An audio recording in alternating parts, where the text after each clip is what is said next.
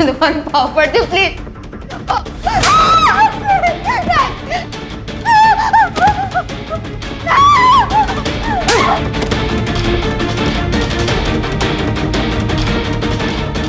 नहीं नहीं,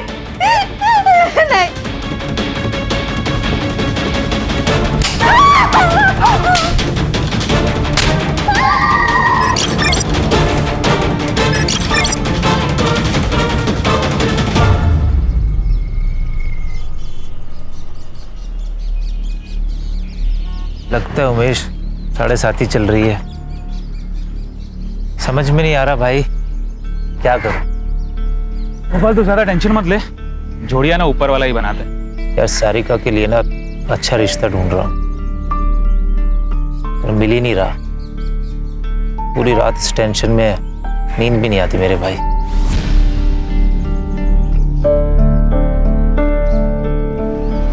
मेरी पहचान का पुणे का एक लड़का है, खुद का घर है, अच्छा कमाता है। तो कहे तो बात चलाता हूँ, तू और सारिका उसे और उसके घर को देखा ना।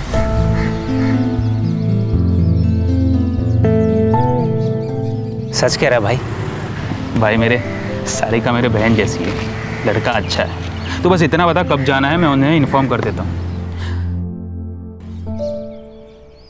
मैं पूछ नहीं रहा हूँ, सबको बता रहा हूँ। अगर सब कुछ सही रहा तो इसी महीने तुम्हारी शादी हो जाएगी। लेकिन भैया मुझे ये शादी नहीं करनी है। आपने मेरी मर्जी पूछी एक बार?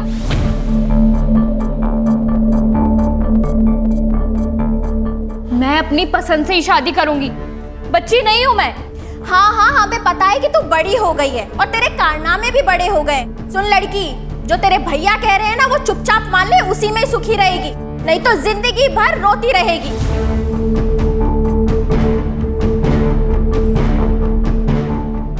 भैया वो समझाती क्यों नहीं हो? कुछ बोलो ना प्लीज।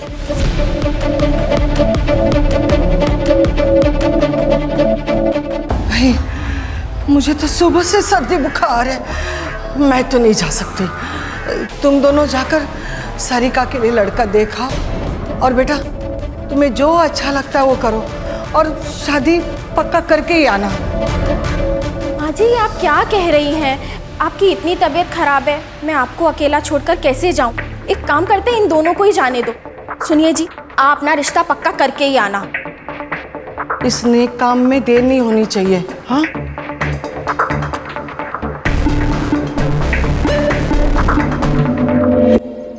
हेलो, मैंने तुमसे कहा था ना भाग चलते हैं, लेकिन तुमने मेरी बात नहीं सुनी।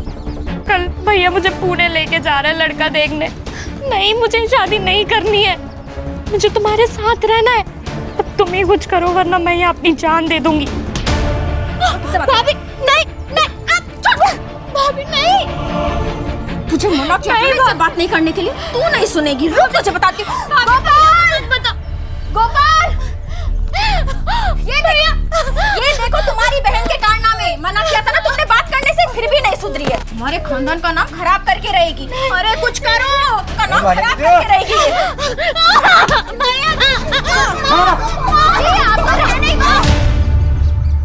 आई अभी नहीं आ सकती मैं, कुछ ही दिनों में मेरे ऑफिसर्स के एग्जाम है। एग्जाम पास कर ली ना, पोस्ट भी बढ़ जाएगी और सैलरी भी।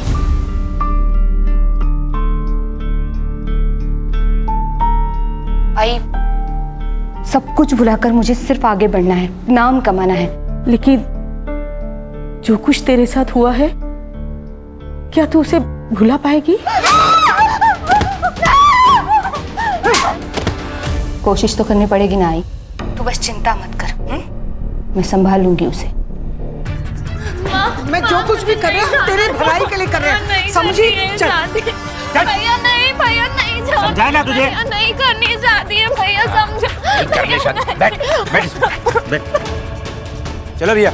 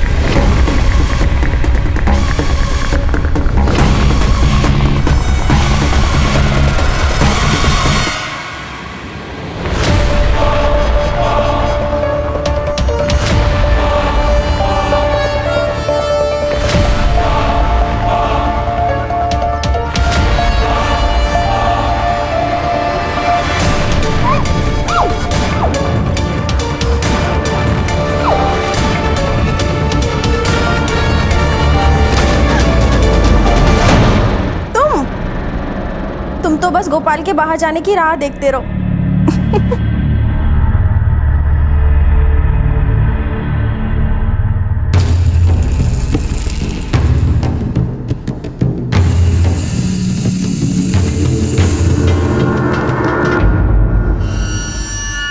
राजू, तू यहाँ क्या कर रहा है? हाँ? निकल यहाँ से, निकल। माँ ये मेरा भी घर है, अगर वो तो आपका बेटा ना माँ। माँ मत बोल मुझे। तेरे जैसा बेटा किसी को ना मिले। दारू, सिगरेट, ड्रग्स सब करता है। ऊपर से तूने वो भी किया जिसे हम किसी को बता नहीं सकते। क्या किया मैंने?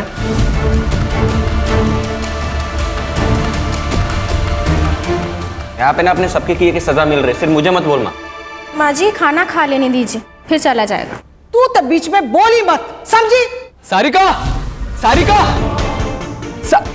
सारिका कहाँ है? वो अपने मामा के पास गई है। तू निकल यहाँ से। झूठ मत बोलो, मुझे सब पता है। अगर सारिका वापस नहीं आई ना तो पुलिस को बता दूंगा कि आप लोग उसकी जबरदस्ती शादी करा रहे हो। धमकी दे रहा है? धमकी दे रहा है? ए गर्दुल्ले, तू तो मुझसे बात ही मत कर, मुंह मत लग मेरे। सारिका की जबरदस्ती शादी में होने नहीं दूंगा, समझा? तेरी तो छोड़ो मेरे भाई को। तू हटना रे, हट। काकू प्लीज बचा लो, काकू प्लीज उसे रोको ना, प्लीज काकू बचा लो मेरे भाई को। ये बात ना तुझे तेरे भाई को यहाँ लाने से पहले सोचनी चाहिए थी। छोड़ो मेरे भाई को, छोड़ो ना, छोड़ो, छोड़ो मेरे भाई को, प्लीज छोड़ो उसे, छोड़ो ना, छोड़ो मेरे भाई को, छोड़ो। तेजल, तेजल, निकल तू भी निकल। साले, आज के बाद दिखा ना तो मुझसे बुरा कोई नहीं होगा। तो क्या कर लेगा? हाँ, तुम लोगों ने अगर सारिका की जबरदस्ती शादी की ना तो जान ले लूंगा सबकी। निकल, चल निकल यहाँ से। चल तेजल।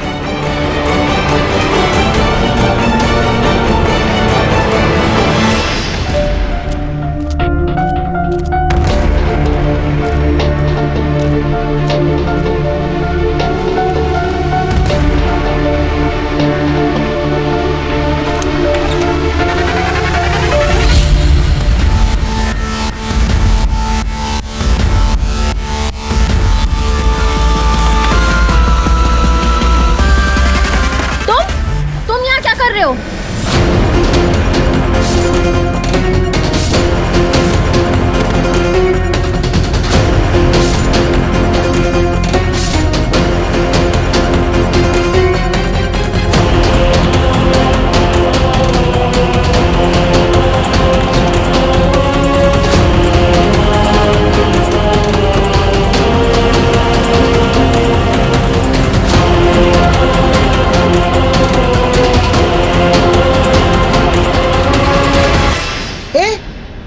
तू इतनी रात को यहाँ क्या कर रहा है?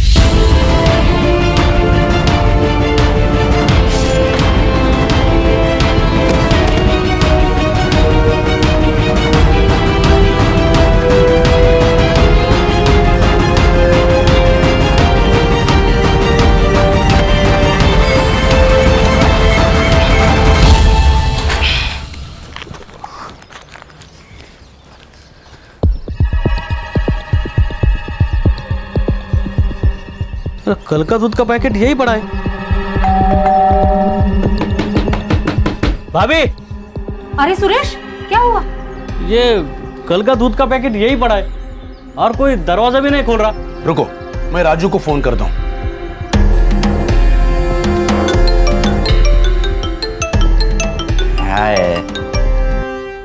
हेलो। अरे राजू, घर में कोई नहीं है क्या? कोई दरवाजा नहीं खोल रहा है। मेरे को क्या मालूम, कहीं गए होंगे। तू फोन रख रहे।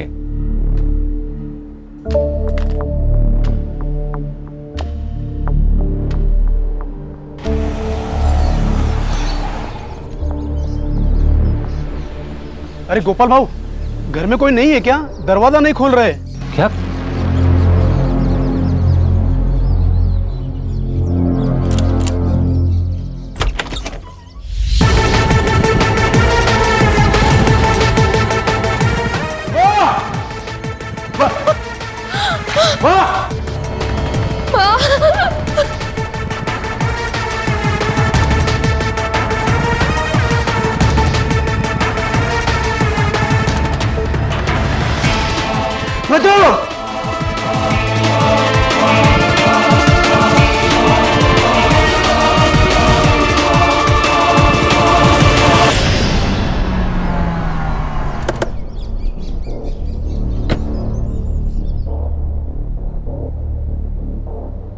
बाहर बैठिए जरा प्लीज।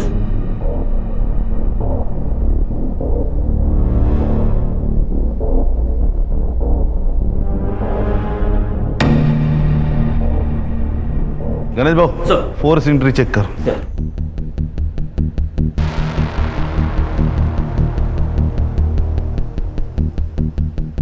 सर चाकू से मारा है।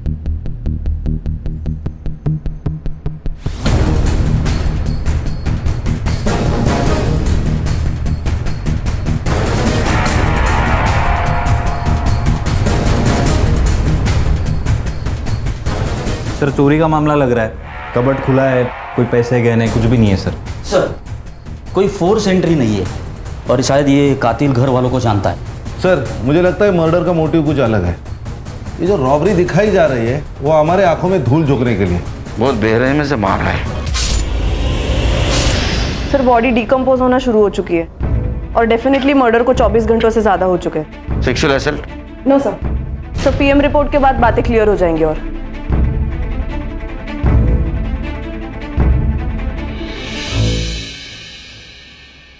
सर लॉक्ड है।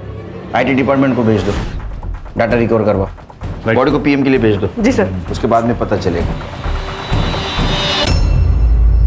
सर ये मेरी बहन है सारी कब। फिलहाल ये रॉबरी का केस लग रहा है, हम लोग इन्वेस्टिगेशन शुरू करते हैं। घर से क्या क्या गया? सर 3 लाख कैश और कुछ ज्वेलरी। कौन कौन रहता है घर में? सर मैं, मेरी बहन, मेरी माँ और मेरी बीवी रहते। एक छोटा भाई है, उसको माँ ने घर से निकाल दिया। क्यों? सर हम मांस मच्छी नहीं खाते।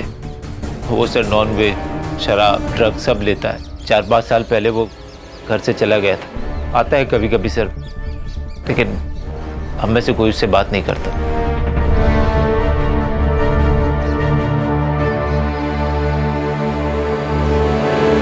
खान, एक ही घर में 2 मर्डर हो गए, उसमें से एक सीनियर सिटीजन है। इसके पहले कि सीनियर सिटीजन की सेफ्टी का मुद्दा मीडिया उठा है, ये केस हमें सॉल्व करना होगा। Yes sir. सर इस एरिया में सीसीटीवी कैमरा है कि नहीं वो चेक करता हूँ और पड़ोसियों से भी पूछताछ करता हूँ। संग्राम, ये गोपाल से ज्वेलरी की फोटोग्राफी लेना और आसपास के ज्वेलरी शॉप में सर्कुलेट कर देना। सर। और कोई बेचने आए तो जल्दी से इन्फॉर्म करने के लिए बोलना। अरे राजू, चलो बोलो क्या, फैमिली मैटर लग रहा है।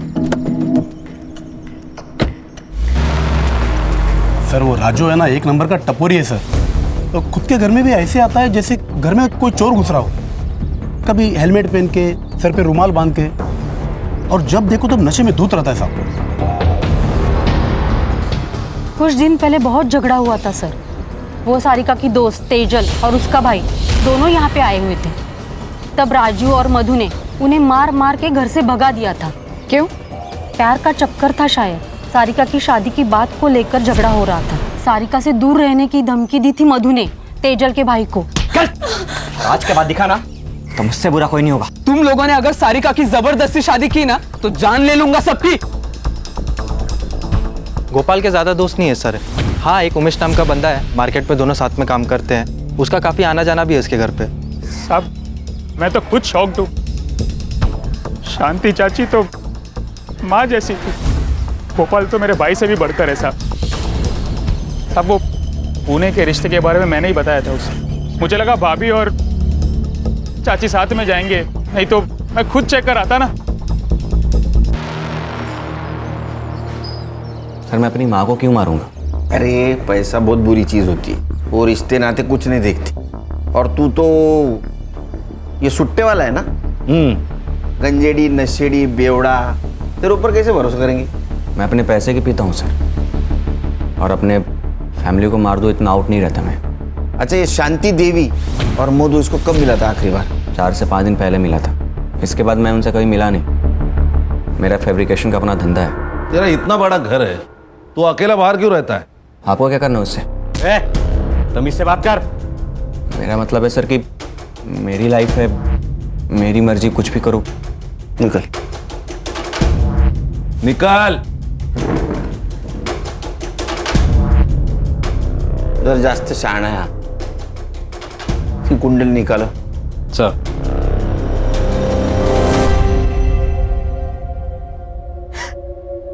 और नहीं छुपा सकती मैं नैना।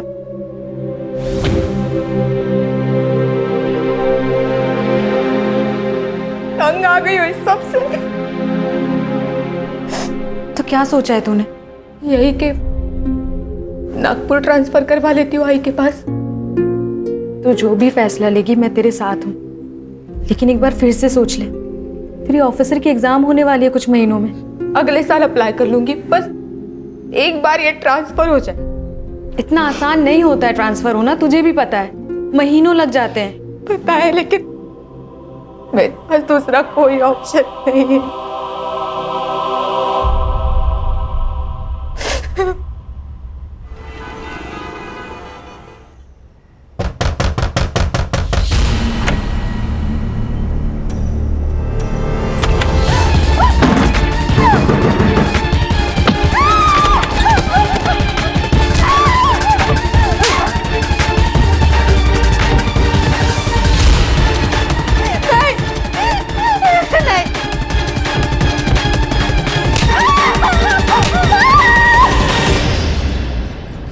सर मैंने राजू के स्टेटमेंट क्रॉस चेक किए, वो तीनों दिन फैब्रिकेशन की शॉप में ही था। फुटेज भी चेक किए सर। उसने किसी को सुपारी दी होगी, उसके सीडीआर निकालो। सर गोपाल के घर के बाहर कोई सीसीटीवी नहीं है। वो चोरी के गहनों का क्या हुआ? सर उस दिन डिटेल ले नहीं पाया, उनकी हालत बहुत ख़राब थी। डिटेल्स लेता और सर्कुलेट करता हूँ। देखो गणेश बाबू, चोरी के गहने खरीदी करने वाले भी चोर होता है। अगर तुम्हारे पूछताछ को अच्छी तरह रिस्पॉन्ड नहीं कर रहा होगा तो एग्रेसिवली पूछताछ करो उसकी। Sir excuse me. हाँ काकू। बेटा मेधा कहाँ है? वो तो नागपुर आई है ना। नहीं तो। लेकिन वो तो 2 दिन पहले ही नागपुर के लिए निकल गई है। मुझे लगा वो वहीं होगी, इसलिए मैंने कॉल नहीं किया। नहीं, वो आने वाली थी, लेकिन फिर उसका फोन आया और उसने कहा कि शाम को उसको कोई ज़रूरी काम है, तो वो दूसरे दिन आएगी। मुझे नहीं पता इसके बारे में, मैं पता करके बता दूँ काकू, आप टेंशन मत लीजिए। बेटा जरा जल्दी पता करके बताना मुझे।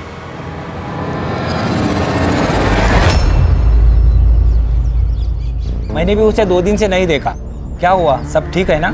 नहीं, सब ठीक है।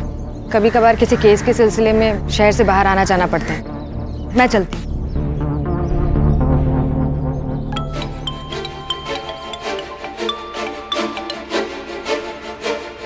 हाँ बोल। मेधा का 2 दिन से पता नहीं चल रहा है। देख, वो जिंदा रही या मर जाए मुझे कोई फर्क नहीं पड़ता, और सुन, दोबारा मुझे फोन मत करना।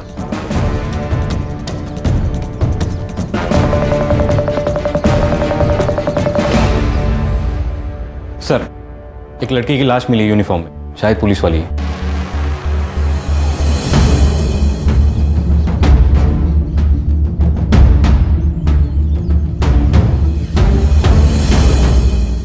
ए, चल चलो पीछे हटो। मेधा! नीना! सर ये मेधा है। हम पुराने दोस्त थे। वंकर पुलिस स्टेशन में इसकी पोस्टिंग हुई थी। इसकी माँ इसे 2 दिन से फोन कर रही है। मैं भी इसे ढूंढ रही थी। मेधा! संभालो नीना अपने आप को। हर्षा चेक करो।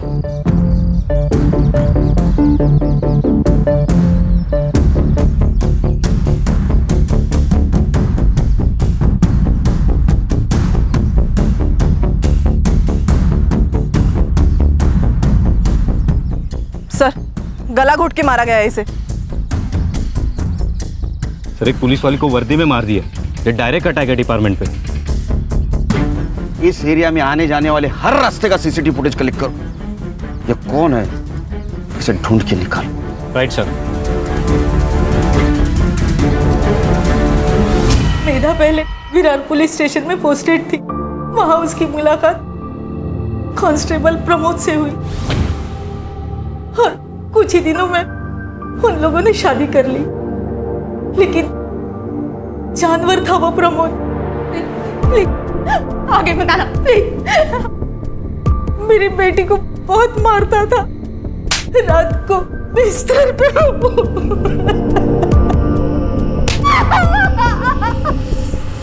सर प्रमोद को वायलेंट सेक्स करना पसंद था। डिवोर्स फाइल की थी? हाँ सर, मेधा ने वर्तक नगर पुलिस स्टेशन में आके डिवोर्स फाइल किया था। यहाँ तक कि वर्तक नगर पुलिस स्टेशन में ट्रांसफ़र भी लिया था, लेकिन वो प्रमोद से बच नहीं पाई। वो उसे यहाँ भी आकर डराता था, धमकाता था। इसलिए मेधा ये सब छोड़कर नागपुर जाने वाली थी। नीना, आइए काकू।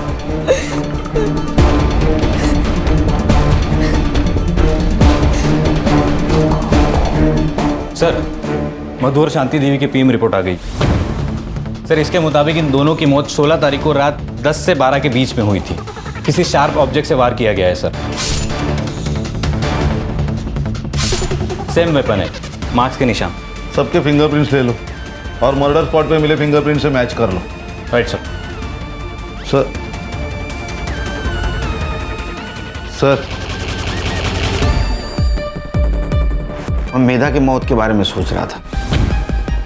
मुझे उसके कॉल डिटेल्स चाहिए जल्द से जल्द। ओके सर, मधु के फोन में ये वीडियो मिला है सर।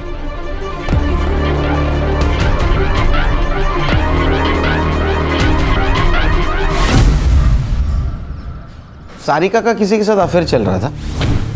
मुझे नहीं पता सर, हमारे कॉलेज का ही कोई लड़का है। दोस्त थी ना तो उसकी? तुझे नहीं पता? मुझे नहीं पता मैडम।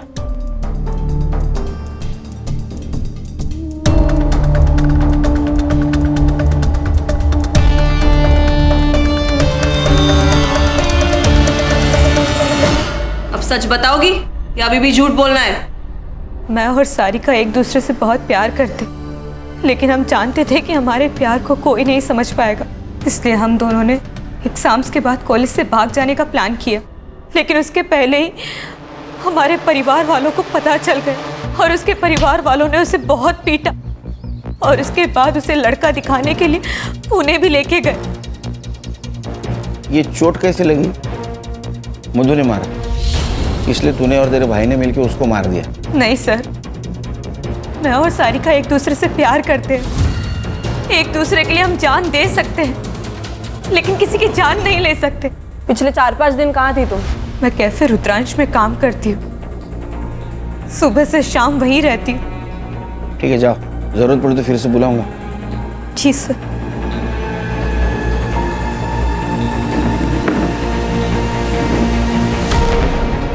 सर, ये लड़की सच बोल रही थी, कैफे में ही काम करती है। मैंने बात की ओनर से।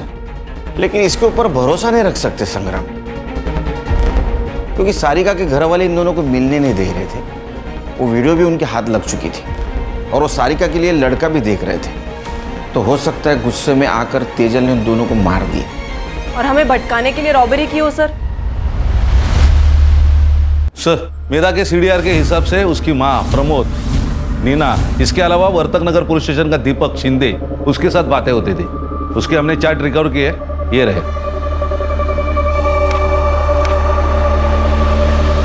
बोला उसको। सर, मेधा ने प्रमोद की वजह से ही ट्रांसफर लिया था, लेकिन प्रमोद उसे फिर भी परेशान कर रहा था। उसने खुद बताया तुमको? नहीं सर, उसने नहीं बताया, लेकिन मैंने एक दिन उसके हाथ पे बेल्ट के निशान देखे थे।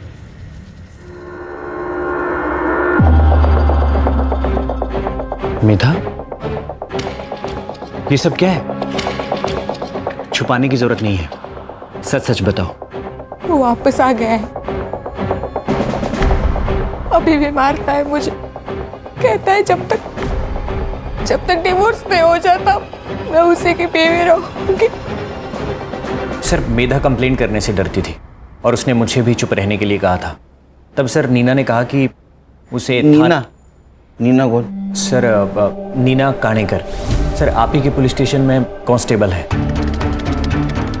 सर, उसने कहा कि थाने डिस्ट्रिक्ट कलेक्टर मिलिंद सुरभे से मिलना चाहिए, क्योंकि उन्होंने ऐसे बहुत सारे केसेस सॉल्व किए हैं। तो सर, मेधा उनसे मिलने के लिए गई थी। मेधा से प्यार करते थे तुम? हाँ सर, मैं दिल से प्यार करता था उसे।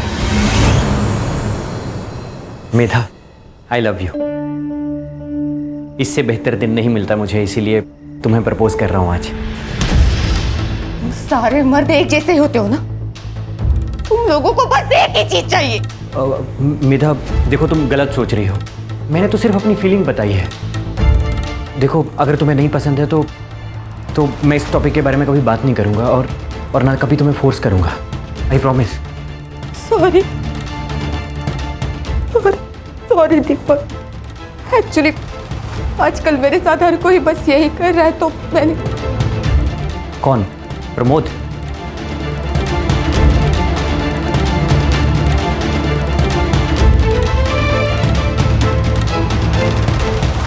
मिलिंद सुरवे। तुम टेंशन बिल्कुल मत लो, मैं सब कुछ संभालूंगा। मैं हूं ना, बस तुम मेरा ख्याल रखना। सर छोड़िए, क्या कर रहे हैं सर? उस दिन अगर उसकी बीवी नहीं आती तो पता नहीं वो मेरे साथ क्या कर देता। मैं दीपक बस मैं नागपुर जाना चाहती हूँ आई के पास। मुझे किसी पे भरोसा नहीं, किसी पे विश्वास नहीं, मुझे यहाँ नहीं रहना। ये मेधा ने कब बताया तुम्हें? सर 4 दिन पहले। सर वो एडमिन को 2 लाख रुपए भी देने वाली थी ट्रांसफर के लिए। और सर मेधा ने यह भी कहा था कि वो अपनी ज्वेलरी बेचने जा रही है। तुम कहाँ थे पिछले 4 दिन? सर मैं बर्तक नगर में था सर, MLA की सिक्योरिटी में। ठीक है, जरूरत पड़ी तो फिर से बुलाऊंगा। ठीक है, थैंक यू सर। जय जय। तुमने मेधा को मिलिंद सूर्य के पास भेजा था, बताया नहीं? सर मुझे बात इतनी बड़ी नहीं लगी। मिलिंद सर काफ़ी अच्छे इंसान हैं। उन्होंने मेरी प्रॉपर्टी डिस्प्यूट में हेल्प की थी तो इसलिए मैंने उसे रिकमेंड किया। उसी मिलिंद सुरवे ने मेधा का एडवांटेज लेने की कोशिश की थी। सर मेधा ने मुझे इस बारे में कुछ नहीं बताया। उन्होंने तुम्हारे कभी? नहीं सर, नो वे। खान, तुम और हर्षा मधु और शांति देवी की केस पे काम करो। सर। मैं संग्राम और नीना मेधा के केस पे काम करते हैं। ये सब झूठ है। रोज़ाना कई औरतें आती हैं मेरे पास हेल्प करने के लिए। आप किसी से भी पूछ सकते हैं। अब जब वो इंसान ही नहीं रहा तो उसके कंधे पे बदनामी की बंदूक रखकर कोई भी गोली चला सकता है। आपने उसके साथ जबरदस्ती नहीं की। आई नो, हम दोनों बेडरूम में ही थे, लेकिन आपको बताना चाहूँगा कि मेरे बेडरूम में ही मेरा स्टडी टेबल था, इसलिए मैं वहीं पर था। इसलिए मेधा भी वहीं पर आई, बात की और चली गई। ठीक है सर, थैंक यू।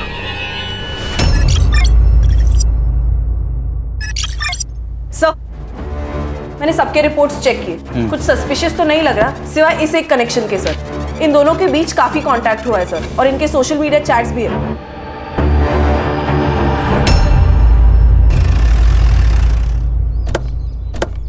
कुत्ते की दुम साल भर पाइप में डाल के रखो तो भी टेढ़ी की टेढ़ी रहती है। ये मिलिंद कुत्ते की दुम है सर। खूबसूरत जवान लड़की को देखते ही कि उस पर अपनी बुरी नजर डालना शुरू कर देता है। वो मेघा, वो अक्सर हमारे घर आया करती थी, खासकर तब जब मैं घर पे नहीं होती थी। मेधा, हर रिश्ते को एक मौका देना होता है। तुम भी अपने रिश्ते को एक मौका दो। जानो प्रमोद क्या चाहता है। प्रमोद तुम्हारा हाथ पकड़ना चाहता है,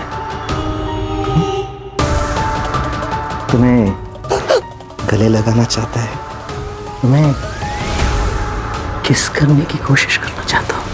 सर छोड़िए, सर क्या कर रहे हैं सर? छोड़िए प्लीज। मैं तो बता रहा हूँ कि देखो,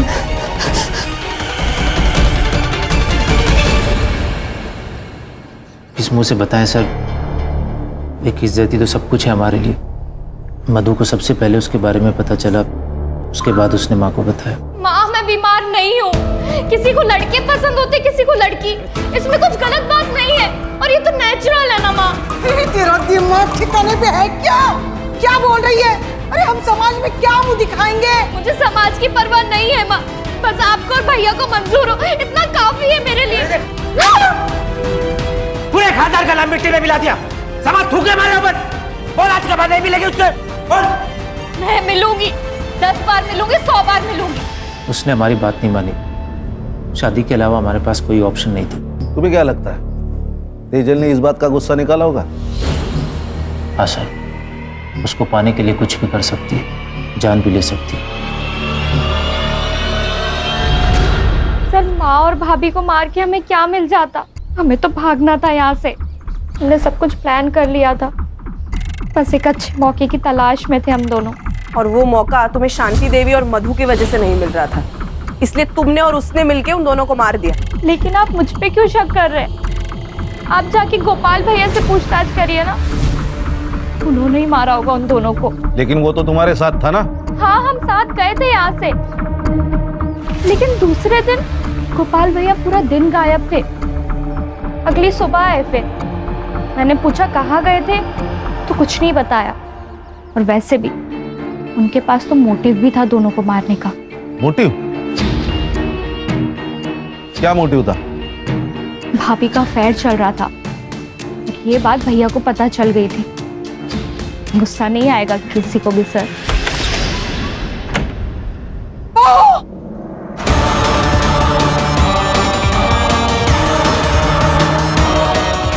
सब क्या नाटक लगा है तुम लोगों ने? मुझे शर्म नहीं आई ये सब करते हुए? बताओ बताओ गोपाल को ये सब तू कर रही थी? बता दो, डरती नहीं हूँ उससे। वैसे भी मैं राजू के साथ अपनी मर्जी से सोती हूँ, वो मेरे साथ कोई जबरदस्ती नहीं करता। तू गोपाल की बीवी है, बीवी और शादीशुदा औरत। माजी शादीशुदा औरत के भी अपने सपने होते हैं, लेकिन आपका बेटा तो खैर। क्या कमी है मेरे बेटे में? आप खुद ही जाके उससे पूछ लो ना। फिर बहुत ज्यादा झगड़ा हुआ उस दिन माँ और भाभी के बीच, इसलिए इसी गुस्से में बदला लेने के लिए मेरे कमरे में एक मोबाइल छुपा दिया और फिर वीडियो निकाल लिया ताकि सबका ध्यान वहां से भटक के मेरे ऊपर आ जाए। वो वीडियो देख के माँ तो चुप रही। तभी शायद गोपाल भैया को कुछ नहीं बताया, पर सर मुझे ऐसा लगता है ना कि गोपाल भैया को पहले से ही सब कुछ मालूम था। क्या रे, डोमेस्टिक वायलेंस करना क्राइम है, पता नहीं तेरे को? सर मुझे वायलेंट तरीके से सेक्स करना अच्छा लगता है सर।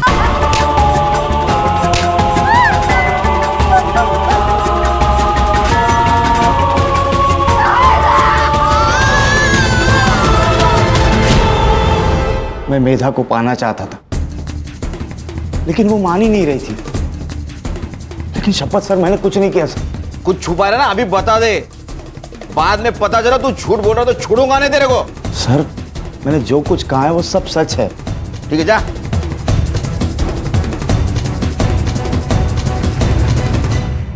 सर 16 तारीख को गोपाल की सेलफोन लोकेशन पुणे के किसी आउटस्कर्ट्स एरिया में थी।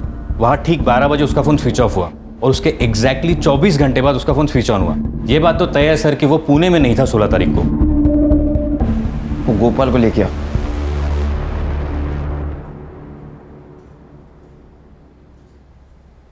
देख गोपाल, तेरे सीडीआर से हमें पता चला है कि तू 16 तारीख को पुणे में नहीं था, तेरा फोन स्विच ऑफ था। कहाँ गायब हुआ था?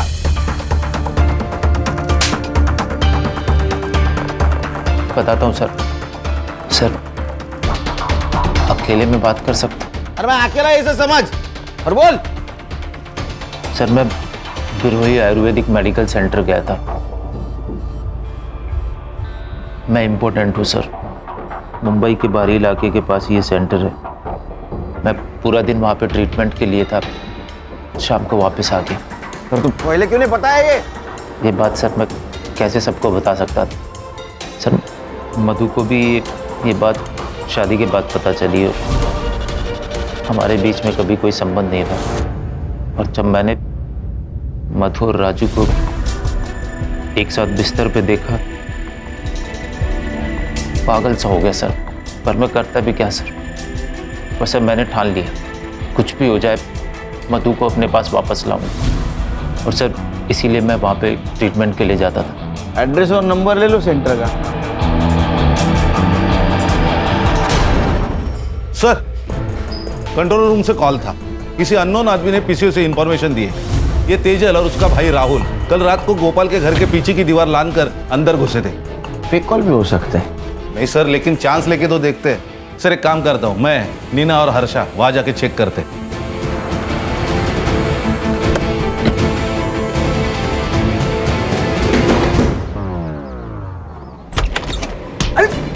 क्या हुआ? अरे आप लोग बैठ बैठ। एक बात बता, 16 तारीख को तू और तेरी बहन गोपाल के घर में क्यों घुसे थे? सर हम लोग तुझसे पूछा क्या? खड़ी रहे पे। सर हम लोग वहां पे गए ही नहीं थे सर, सच में सर।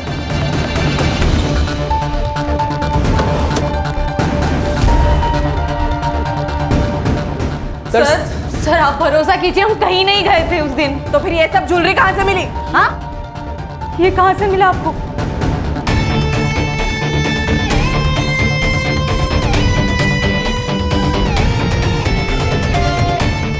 ये वही गहने हैं, ये शांति देवी के गहने जो उस दिन चोरी हुए थे। सर ये यहाँ पे कैसे आए हमें नहीं पता सर, सच में। सर आप हम पे भरोसा ये तो माँ की ज्वेलरी है। पर ये आपको कहाँ से मिली? तुम्हारे गर्लफ्रेंड के घर से। आप झूठ कह रहे हैं। आप सिर्फ तेजल को फ्रेम कर रहे हैं ताकि हम दोनों साथ ना हो सके। तो ऐसा तो नहीं कि तुम दोनों ने मिलकर मधु और तुम्हारी माँ को मार दिया? नहीं सर, आप गलत समझ रहे हैं। सर ये ज्वेलरी तो जूड़ी में थी, इसमें सिर्फ एक कंगन और एक झुमका मिसिंग है। शायद तेजल ने बेचे होंगे। एक काम करो, इसे ज्वेलरी के सारे डिटेल्स ले लो। Okay sir. सर मैंने सबके रिपोर्ट्स चेक किए, कुछ सस्पिशियस तो नहीं लग रहा सिवाय इस एक कनेक्शन के सर। इन दोनों के बीच काफी कांटेक्ट हुआ है सर, और इनके सोशल मीडिया चैट्स भी है।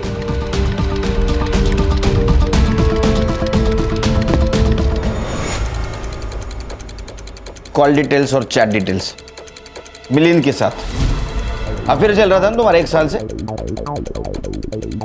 हाँ सर, हम दोनों 1 साल से साथ में थे। मुझे वो हर चीज़ मिल रही थी जो मुझे चाहिए थी। रेखा को शक हो गया था, वो कभी भी ऑफिस आ जाती थी, इसलिए मैंने जानबूझकर मेधा को मिलिंद के पास भेजा ताकि उसका शक मेधा पर जाए, मुझ पर नहीं। तंग आ गई थी मैं अपने पति की रंगरेलियों से, और वो मेधा, उस मेधा के साथ तो मेरे पति का कोई तो चक्कर था। इसलिए प्लान बना है ना आपने? ये हिस्ट्री शीटर सनी एड़ा के नंबर पे बात की क्यों? तो क्या करती मैं, क्या करती मैं? वो मेधा मुझसे मेरा पति छीनना चाहती थी।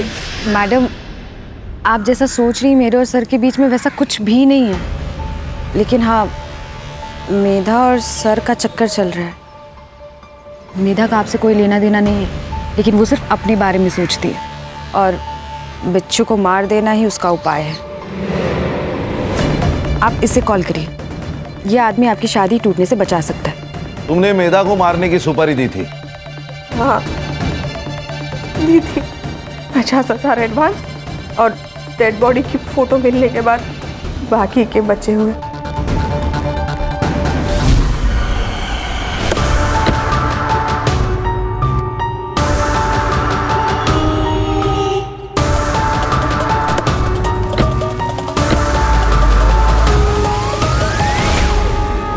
साहब मैंने रेखा मैडम से 1 लाख रुपए लिए थे, और मेधा जब ज्वेलरी शॉप से निकल रही थी तो मैं उसका पीछा कर रहा था। मैं उसका पीछा कर रहा था और वो किसी और का पीछा कर रही थी।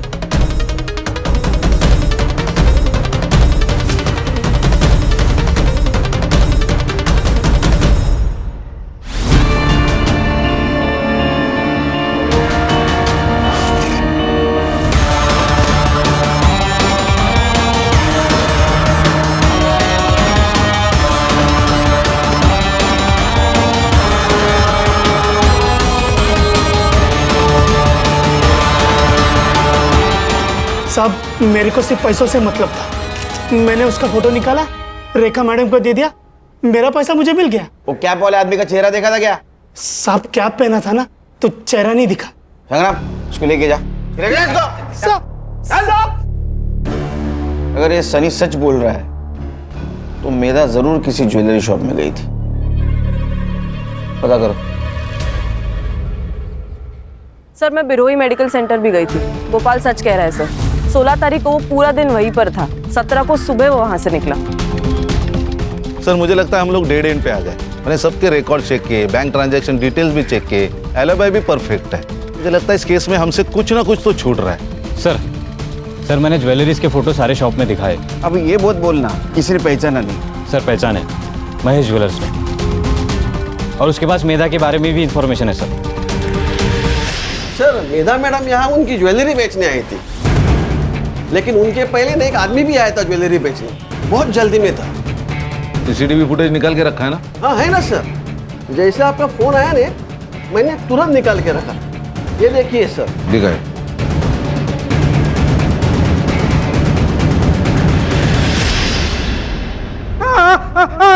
बताता हूँ बहुत कर्जा हो गया था। एक नया बिजनेस स्टार्ट किया था, फ्लॉप गया। गोपाल मेरा बहुत अच्छा दोस्त है, मुझे सब बताता था। तो उसने बताया था कि चाची ने सारिका की शादी के लिए 3 लाख के गहने बचा के रखे। तभी प्लान बनाया कि उन लोगों को पुणे बेचकर घर लूटूंगा। चाबी कहाँ से मिली? साहब जो बिजनेस फ्लॉप गया ना, वो ताले चाबी का बिजनेस था। होशियार निकला। मैं गोपाल के घर की चाबी की डुप्लीकेट की बनाने के लिए रात को उसके घर गया था और वहीं बैठ के मैंने चाबी बनाई। मुझे लगा घर में कोई नहीं होगा, तो मैं चला गया चोरी करने। मुझे किसी को मारना नहीं था, पर अगर मैं उन लोगों को नहीं मारता तो मैं चोरी नहीं कर पाता। मुझे पैसों की बहुत जरूरत थी सर, बहुत जरूरत थी।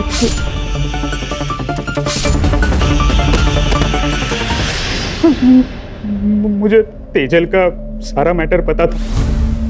मैंने सोचा उसके ऊपर सारा ब्लेम डाल के मैं बच जाऊंगा, इसलिए उसके घर पे मैंने कुछ ज्वेलरी रख दी। तो तेजल पे ब्लेम आया इसलिए तूने पीसीओ से फोन किया ना? मुझे पता था कि वो दिव्यांग पीसीओ बॉक्स है, वहाँ का ओनर सिर्फ सुन सकता है, देख नहीं सकता। मेधा को क्यों मारा? तुझे पता था ना वो पुलिस वाली है। मैं उसे नहीं मारता तो मुझे पकड़ लेती उसने। अरे मोटा भाई, अभी तो इतना ही कैश है, बस 15 मिनट रुको ने, मैं आपको पूरा कैश दे देता हूँ। हाँ ठीक, नहीं इतना ठीक है। अरे गिन तो लो। अरे हाँ, कौन ये? अरे मैडम पता नहीं, आपको देख के भाग गया। तो ये चोरी का माल तो नहीं है? उसने मुझे ज्वेलरी शॉप में देख लिया था और मेरा पीछा कर रही थी। अब मुझे नहीं मारना था।